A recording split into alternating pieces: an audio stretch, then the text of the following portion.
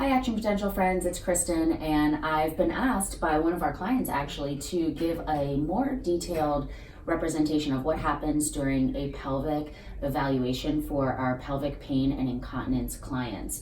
And I thought this was a really great question because a lot of people don't feel comfortable talking about it in person and would rather be able to just watch a video, learn about the technique or the evaluation, and then make a decision from there. So we're taking our client suggestion and running with it here with a video that's going to explain a little bit more in depth about what we do during our pelvic floor evaluation. So I have my trusty friend here, the vagina model, and I like to use this model on the first day with patients to show them the amount of musculature that is around the openings of the pelvic floor as well as at the base of the pelvic floor. And what we do on evaluation is we're looking for problems that might be in some of the superficial muscles, like for instance, the muscles that surround the vagina as well as the anus. And we look for problems with the muscles that are in the deeper pelvic floor, which make up the hammock or the bowl of the pelvis. So we, during the evaluation, will actually use our finger and poke around on those muscles to see if there's any sensitivity.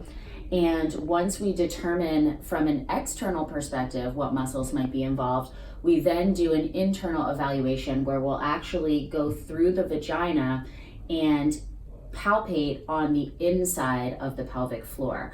So we'll use our fingers to determine by touching the different muscles whether there's muscle spasms or any type of soreness within those muscles. And that's done intravaginally.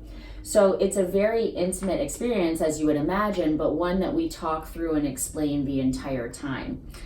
Certainly, if you have issues with pelvic pain, whether it's deeper pain that you feel that refers into your hips or maybe your low back, or superficial pain more around the vagina or the anus, we can address both of those issues through this type of treatment. A lot of people ask, when I come into therapy, every time are we going to be doing an internal treatment? And the answer to that is no.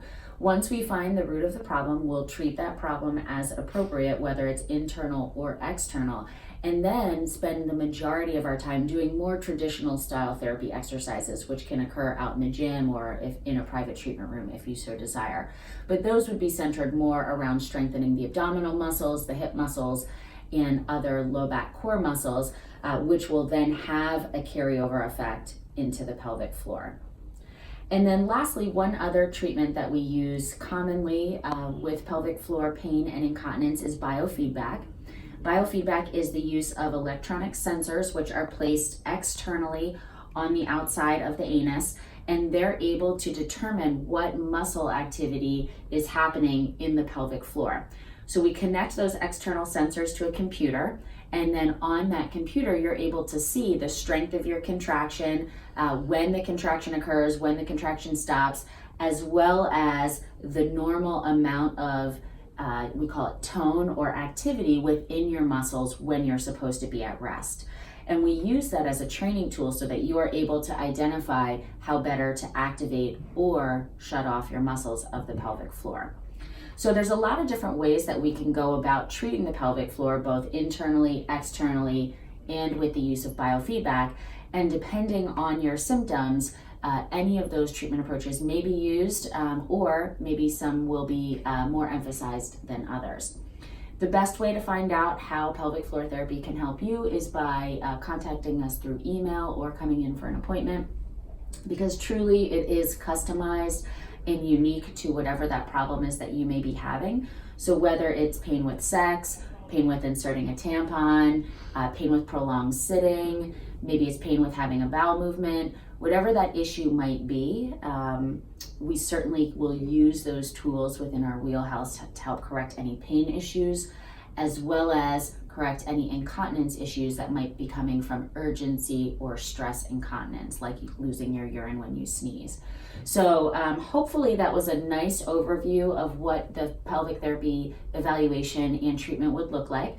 And certainly we encourage you to follow up with any questions via email or by posting through this video below. Thank you very much.